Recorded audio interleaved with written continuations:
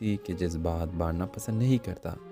علینا اور حارث کی پہلی ملاقات ایک لیکچر کے دوران ہوتی ہے جب علینا اس کی نظموں کے مفہوم پر سوال کرتی ہے، وہ سوال جو شاید خود حارث نے بھی خود سے کبھی نہیں کیے۔ پہلے تو حارث کو علینا کی باتوں سے چل ہوتی ہے، لیکن وقت کے ساتھ ساتھ اس کی بے ساختگی، مسکراہٹ اور سوالات حارث کے دل کے بند دروازوں کو کھولنے لگتا ہے۔ رفتہ رفتہ دونوں ایک دوسرے کے سائے بن جاتے ہیں، مگر محبت کا اظہار کبھی نہیں ہوتا۔ کہانی اس موڑ پر پہنچتی ہے جب علینا کوئی خطرناک بیماری لاحق ہو جاتی ہے اور وہ حارث کو بتائے بغیر یونیورسٹی چھوڑ دیتی ہے، اسے ایک خط چھوڑ کر جس میں وہ لکھتے ہیں، موت کو لفظوں کی نہیں دعائیں کی ضرورت ہوتی ہے، اگر میں واپس نہ آ سکی تو مجھے اپنی کسی نظم میں زندہ رکھ لینا۔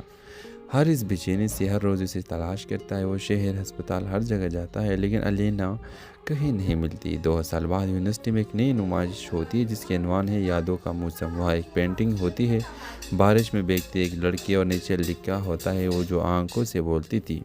حارث پہچان لیتا ہے یہ علینا ہے۔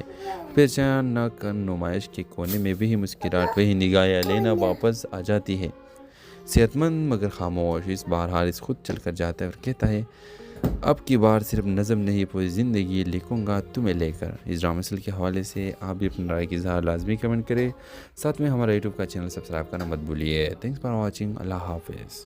اس ڈرامہ سیریل کی اس قسط کے آغاز میں آپ دیکھیں گے علینا ایک خوش مزاج، ہنستی مسکراتی مگر اندر سے ادھوری لڑکی ہے جو کراچی کے ایک مشہور یونیورسٹی میں لٹریچر کی طالبہ ہے۔ وہ بچپن سے ایک ہی خواب دیکھتی آئی ہے، ایک ایسا ہمسفر جو اس کی خاموشی کو سمجھے اور اس کی آنکھوں میں چھپے درد کو پڑھ سکے۔ حارث ایک سنجیدہ، کم گو مگر دل سے نرم انسان، چند سال پہلے ایک حادثے میں اپنے ماں کے باپ کو کھو چکا ہے۔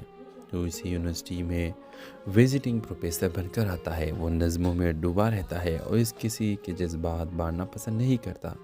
علینا اور حارث کی پہلی ملاقات ایک لیکچر کے دوران ہوتی ہے جب علینا اس کی نظموں کے مفہوم پر سوال کرتی ہے، وہ سوال جو شاید خود حارث نے بھی خود سے کبھی نہیں کیے۔ پہلے تو حارث کو علینا کی باتوں سے چل ہوتی ہے، لیکن وقت کے ساتھ ساتھ اس کی بے ساختگی، مسکراہٹ اور سوالات حارث کے دل کے بند دروازوں کو کھولنے لگتا ہے۔ رفتہ رفتہ دونوں ایک دوسرے کے سائے بن جاتے ہیں، مگر محبت کا اظہار کبھی نہیں ہوتا۔ کہانی اس موڑ پر پہنچتی ہے جب